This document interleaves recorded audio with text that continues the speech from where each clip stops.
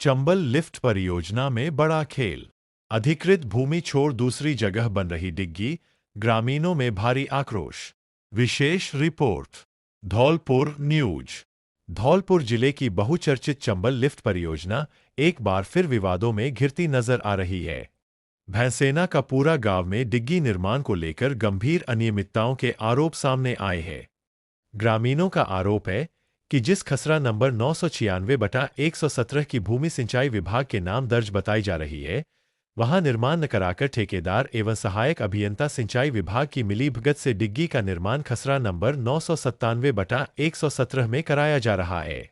ग्रामीणों ने इस पूरे मामले की शिकायत उपखंड अधिकारी से करते हुए निष्पक्ष जांच की मांग उठाई है। ग्रामीणों का कहना है कि यदि राज्य सरकार द्वारा अधिकृत भूमि को छोड़कर किसी अन्य स्थान पर निर्माण किया जा रहा है, तो यह न केवल नियमों के खिलाफ है, बल्कि सरकारी संसाधनों के दुरुपयोग का भी गंभीर मामला है।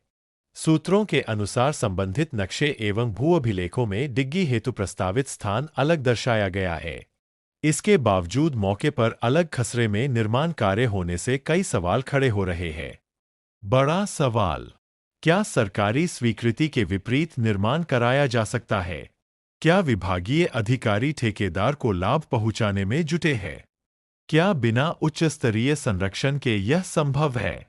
आखिर अधिकृत भूमि छोड़ दूसरी जगह निर्माण क्यों? ग्रामीणों ने चेतावनी दी है कि यदि मामले की निष्पक्ष जांच कर दोषियों पर कार्रवाई नहीं हुई तो आंदोलन किया जाएगा।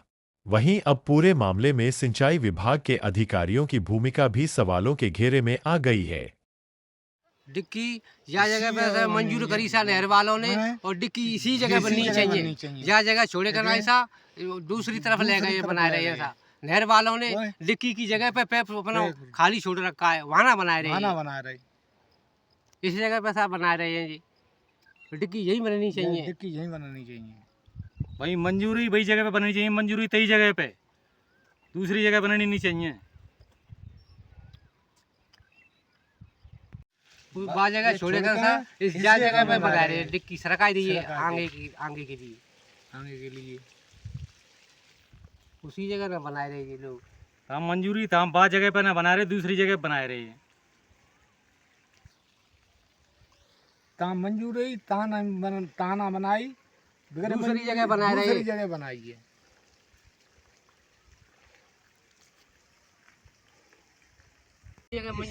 मंजूर करी सा जा की बजाय जा ले गई।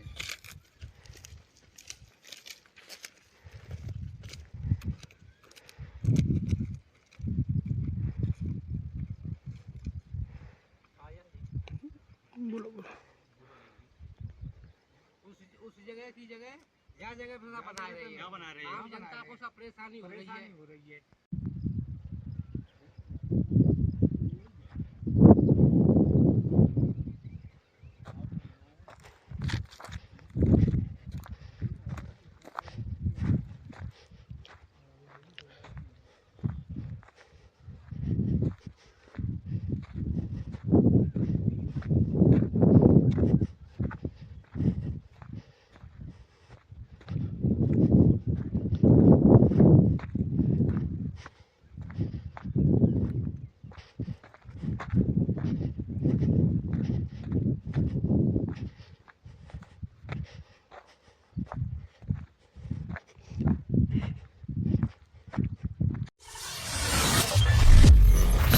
दुकान में लाखों की चोरी का खुलासा।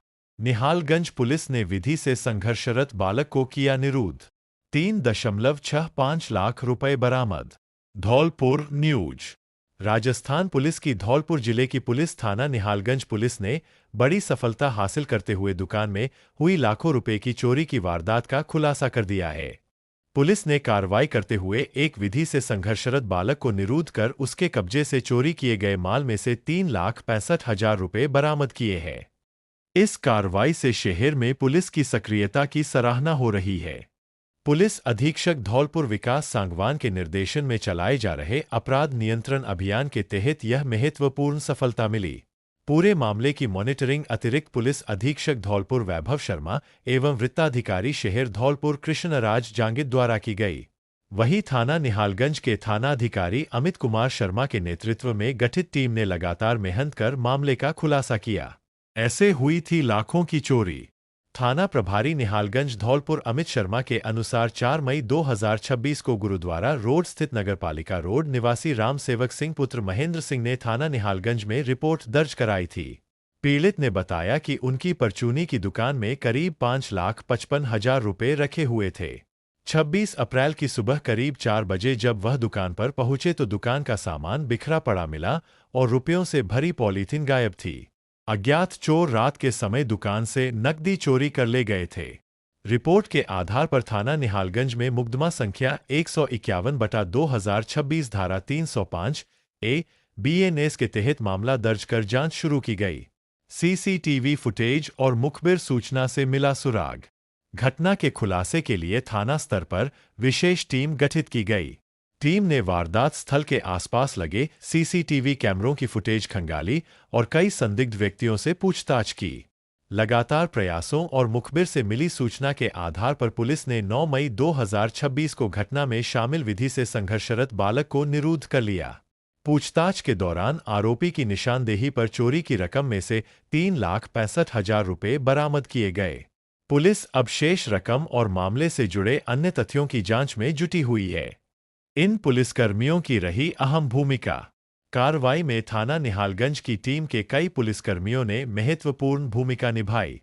टीम में थानाधिकारी अमित कुमार शर्मा, सहायक उपनिरीक्षक अविलाक सिंह, कांस्टेबल सौरभ, धर्मेंद्र, रविंद्र, रोशन एवं मान सिंह शामिल रहे। पुलिस अधिकारियों ने टीम की सराहना करते हुए कहा कि जिले में अपराधियों के खिलाफ सख्त कार्रवाई लगातार जारी रहेगी और आमजन की सुरक्षा सर्वोच्च प्राथमिकता है। राष्ट्रीय क्षत्रिय युवा एकता भारत संगठन द्वारा ग्राम आरी में शिरोमणि महाराणा प्रताप की जयंती हर्षोल्लास के साथ मनाई। सैम्पो न्यूज। राष्ट्रीय क्षत्रिय युवा एकता भारत संगठन द्वारा ग्राम आरी स्थित जिला कार्यालय पर वीर शिरोमणि महाराणा प्रताप की जयंती हर्षोल्लास के साथ मनाई गई। कार्यक्रम में समाज के युवाओं और कार्यकर्ताओं ने बड़ी संख्या में भाग लेकर महाराणा प्रताप को नमन किया। कार्यक्रम की शुरुआत संस्थापक कृष्णा परमार, जिला अध्यक्ष सुखवेंद्र सिंह परमार, ब्लॉक अध्यक्ष बंटी सिसोदिया एवं जिला महासचिव कृष्णकांत परमार द्वारा महाराणा प्रताप के चित्र पर माल्यार्पण कर की गई। वक्ताओं ने युवाओं से समाज को संगठित करने, शिक्षा व संस्कार अपनाने तथा सामाजिक कुरीतियों को दूर करने का आह्वान किया। इस दौरान संगठन की मजबूती और सामाजिक कार्यों में युवाओं की भागीदारी पर भी चर्चा हुई। कार्यक्रम में गुड्डू परमार, दीपू परमार, धर्मेंद्र परमार, मानवेंद्र परमार सहित बड़ी संख्या में कार्यकर्ता एवं ग्रामीण मौजूद रहे।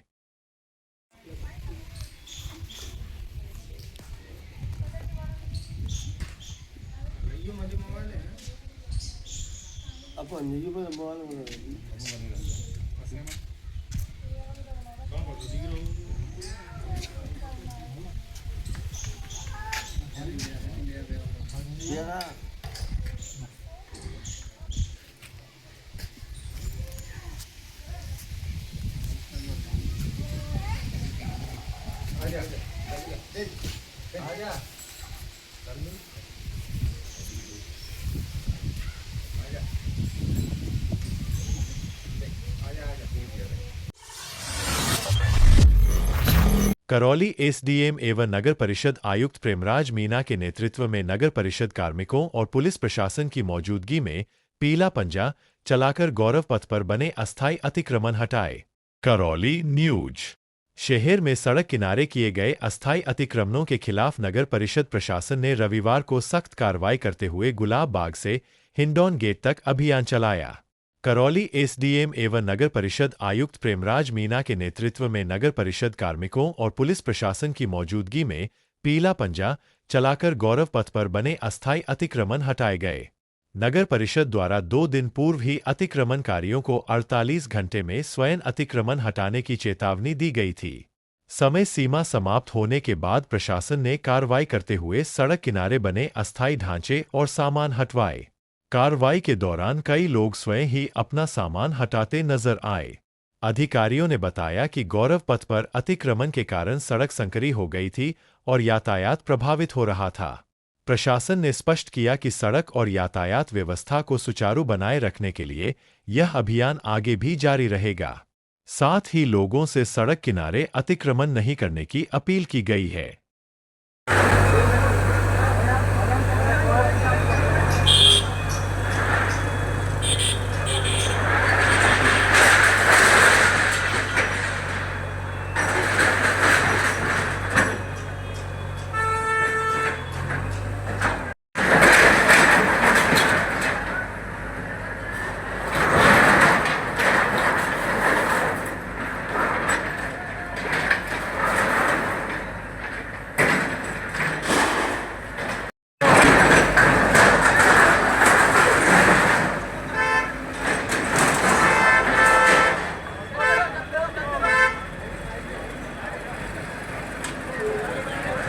बाग से लेकर हिंडोन गेट तक का जो मुख्य सड़क है जिसमें पूरे जिले के आम नागरिक अपनी जरूरतमंद के सामान के लिए आते हैं, उस पर अस्थायी अतिक्रमण करके लोगों ने सकड़ा करके काफ़ी कंजेस्टेड कर दिया। जिला प्रशासन के निर्देशानुसार नगर परिषद करौली ने आज उसका अस्थायी अतिक्रमण हटाने का कार्य सुबह से प्रारंभ किया है। हमने लगभग अतिक्रमण आधा हटा चुके हैं और आगे भी हिंडोन गेट तक पूरा अतिक्रमण हटाएंगे। हमारी गुजारिश नागरिकों से ये रहेगी आगे भी किसी तरह कोई अतिक्रमण करने की कोशिश नहीं करें, अगर करेंगे तो हम तत्काल उस पर कार्रवाई करके और अतिक्रमण को ध्वस्त करने की कार्रवाई। शहर में अंदर भी की जाएगी कार्रवाई? नहीं, अभी तक आज का प्रोग्राम हमारा हिंडोन गेट तक का है। आगे जैसे जैसे समय मिलेगा प्रोग्राम जिला प्रशासन से निर्देश प्राप्त हो गए, उस निर्देश आगे भी अन्य सड़कों पर भी अतिक्रमण हटाने की कार्रवाई करेंगे।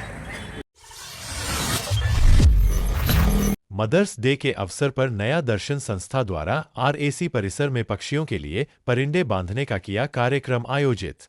धौलपुर न्यूज।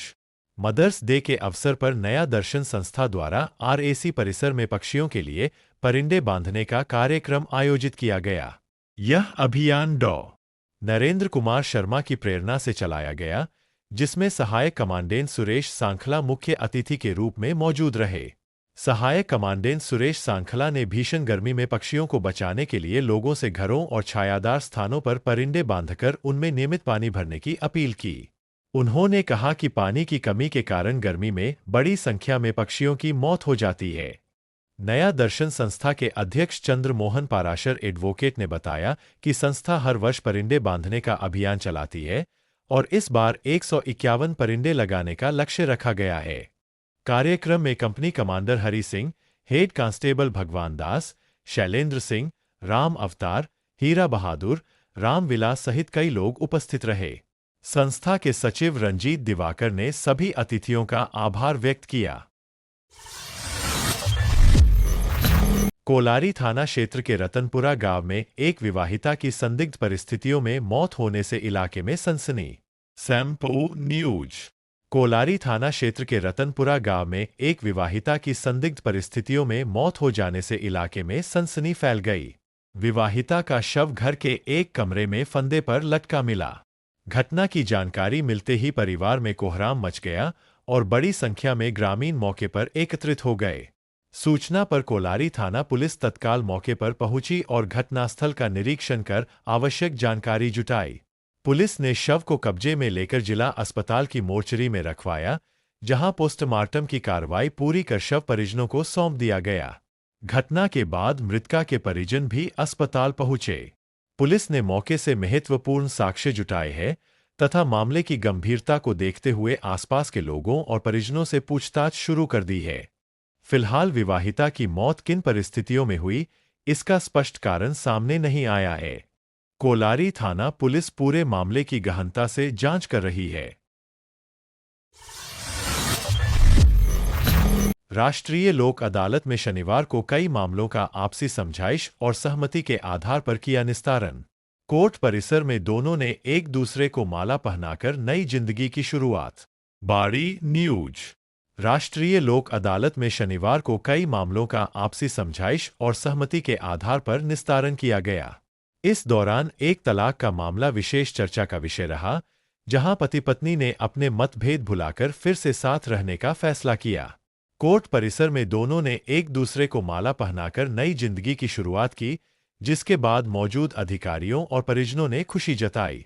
जानकारी के अनुसार अजीजपुरा निवासी तारा और रवि का विवाह वर्ष 2021 में हुआ था। वैवाहिक जीवन में विवाद बढ़ने के बाद दोनों ने वर्ष 2025 में तलाक का मामला कोर्ट में दायर किया था। राष्ट्रीय लोक अदालत में एडीजे सुनील कुमार गुप्ता की बेंच के समक्ष दोनों पक्षों की काउंसलिंग और समझाइश के बाद पति पत्नी साथ रहने के लिए राजी हो गए। राष्ट्रीय लोक अदालत का आयोजन कोर्ट परिसर में विधिक सेवा प्राधिकरण के तहत किया गया। एडीजे कोर्ट में एडीजे सुनील कुमार गुप्ता एवं एसडीएम भगवत शरण त्यागी की अध्यक्षता में सुनवाई हुई, जबकि एसीजेएम कोर्ट में न्यायिक अधिकारी चित्रांशी सिंह ने विभिन्न मामलों का निस्तारण किया। एडीजे कोर्ट के रीडर नरेश गोयल ने बताया कि बेंच पर कुल 16 मामलों का आपसी सहमति से निस्तारण किया गया। इनमें मोटर व्हीकल एक्ट के 5, पारिवारिक मामलों के 6, सिविल के 4 और फौजदारी का 1 मामला शामिल रहा। वहीं विधिक लिपिक पंकज सेन ने बताया कि बैंक संबंधी 10 मामलों में 12,18,500 रुपये के अवार्ड पारित किए गए। इसके अलावा डिस्कॉम से जुड़े कई मामलों का भी मौके पर समाधान कराया गया। प्रयोगशाला सहायक एवं कनिष्ठ प्रयोगशाला सहायक विज्ञान संयुक्त सीधी भर्ती परीक्षा जिले भर में शांतिपूर्ण ढंग से हुई संपन्न। धौलपुर न्यूज। राजस्थान कर्मचारी चयन बोर्ड द्वारा रविवार को आयोजित प्रयोगशाला सहायक एवं कनिष्ठ प्रयोगशाला सहायक विज्ञान संयुक्त सीधी भर्ती परीक्षा जिले भर में शांतिपूर्ण ढंग से संपन्न हुई। परीक्षा के दौरान 2 अलग-अलग केंद्रों पर 2 अभ्यर्थियों की तबीयत बिगड़ने पर उन्हें तुरंत जिला अस्पताल में भर्ती कराया गया। नियंत्रण कक्ष प्रभारी मांगीलाल आर्य ने बताया कि परीक्षा 2 पारियों में आयोजित की गई। पहली पारी में 8,760 अभ्यर्थियों में से 6,481 उपस्थित रहे, जबकि 2,279 अनुपस्थित रहे। इस पारी में 73.98% उपस्थिति दर्ज की गई। वहीं दूसरी पारी में 8,760 में से 6,445 अभ्यर्थी परीक्षा में शामिल हुए और 2,315 अनुपस्थित रहे। दूसरी पारी में उपस्थिति 73.57% रही। परीक्षा को लेकर सभी केंद्रों पर कड़ी सुरक्षा व्यवस्था की गई थी। अभ्यर्थियों को गहन जांच के बाद प्रवेश दिया गया तथा केंद्रों पर पुलिस बल तैनात रहा। प्रशासनिक अधिकारियों ने भी विभिन्न परीक्षा केंद्रों का निरीक्षण कर व्यवस्थाओं का जायजा लिया। प्रशासन की सतर्कता के चलते परीक्षा बिना किसी बड़े व्यवधान के शांतिपूर्ण तरीके से संपन्न हुई। बाड़ी युवा अध्यक्ष संगीत शर्मा बने परशुराम शोभा यात्रा के संयोजक। परशुराम शोभा यात्रा की तारीख 21 जून रविवार तय। बाड़ी न्यूज। श्री सनारे ब्राह्मण सेवा समिति बाड़ी की आवश्यक बैठक रविवार को पूर्व अध्यक्ष दाऊदयाल भारद्वाज की अध्यक्षता में आयोजित की गई। बैठक में आगामी भगवान परशुराम शोभा यात्रा को लेकर विस्तृत चर्चा की गई। बैठक में उपस्थित विप्र बंधुओं द्वारा विचार विमर्श के बाद परंपरानुसार सनारे ब्राह्मण सेवा समिति के युवा अध्यक्ष संगीत शर्मा, संजय शर्मा को सर्वसम्मति से परशुराम शोभा यात्रा का संयोजक नियुक्त किया गया। साथ ही शोभा यात्रा की तिथि 21 जून 2026 रविवार तय की गई। समिति पदाधिकारियों ने नवनियुक्त संयोजक से शीघ्र कार्यकारिणी का विस्तार कर आयोजन की रूपरेखा तैयार करने तथा समिति अध्यक्ष को कार्य योजना से अवगत कराने का आग्रह किया। बैठक में पूर्व अध्यक्ष दाऊदयाल शर्मा, वर्तमान अध्यक्ष पवन चंसौरिया, पूर्व अध्यक्ष शिवकुमार खैमरिया, पूर्व महामंत्री धर्मेंद्र बिधौलिया, सुरेश दीक्षित, प्रमोद मुदगल, विजय दीक्षित, चंद्रमोहन पचौरी, मुरारी लाल शर्मा, प्रभाव शर्मा, डॉ. जितेंद्र गुलपारिया, जितेंद्र समाधिया, पप्पू शर्मा, रवि शर्मा, कार्तिक शर्मा सहित अनेक विप्रजन उपस्थित रहे। नवाचार से बदली तकदीर, किसान सुल्तान सिंह की प्रेरणादायक सफलता की कहानी। धौलपुर न्यूज। जिले की बाड़ी पंचायत समिति के ग्राम सागौर निवासी किसान सुल्तान सिंह ने अपनी मेहनत, नवाचार और आधुनिक खेती की तकनीकों को अपनाकर खेती को लाभ का साधन बना दिया। सीमित संसाधनों के बावजूद उन्होंने परंपरागत खेती से आगे बढ़ते हुए नकदी फसलों और सब्जियों की खेती को अपनाया, जिससे उनकी आय में उल्लेखनीय वृद्धि हुई। सुल्तान सिंह ने अपने खेत पर फूल गोभी, पाल गोभी, सेम, मिर्च, धनिया, लहसुन, प्याज, टमाटर, अरहर, गन्ना तथा आलू जैसी विभिन्न फसलों की खेती शुरू की। खेती में उन्नत कृषि तकनीकों और विभागीय मार्गदर्शन का लाभ लेते हुए उन्होंने जल संरक्षण एवं जैविक खाद के उपयोग पर विशेष ध्यान दिया। खेत में पशुओं के गोबर से कंपोस्ट खाद तैयार कर उसका उपयोग करने से मिट्टी की उर्वरता बढ़ी और उत्पादन लागत में कमी आई। किसान सुल्तान सिंह बताते हैं कि पहले उन्हें खेती से सामान्य लाभ ही प्राप्त होता था, लेकिन नवाचार और उन्नत खेती अपनाने के बाद उनकी आमदनी में लगातार वृद्धि हुई। उन्होंने जल प्रबंधन के लिए जल संरक्षण तकनीकों को अपनाया, जिससे कम पानी में अधिक उत्पादन संभव हो सका। कृषि विभाग द्वारा आयोजित प्रशिक्षण एवं कार्यक्रमों में नियमित भाग लेकर सुल्तान सिंह ने नई तकनीकों की जानकारी प्राप्त की। विभागीय अधिकारियों की सलाह से उन्होंने सब्जियों एवं नकदी फसलों का उत्पादन बढ़ाया और बाजार की मांग के अनुसार खेती करना शुरू किया। आज सुल्तान सिंह अपने खेत में तैयार उत्पादों को नजदीकी कृषि उपज मंडी एवं सब्जी मंडी में बेचकर अच्छा लाभ अर्जित कर रहे हैं। उनकी सफलता आसपास के किसानों के लिए प्रेरणा बन चुकी है। गांव के अन्य किसान भी अब उनकी खेती की पद्धतियों को अपनाने में रुचि दिखा रहे हैं। सुल्तान सिंह की यह कहानी साबित करती है कि यदि किसान मेहनत के साथ आधुनिक तकनीक और नवाचार को अपनाए तो खेती को लाभकारी व्यवसाय बनाया जा सकता है।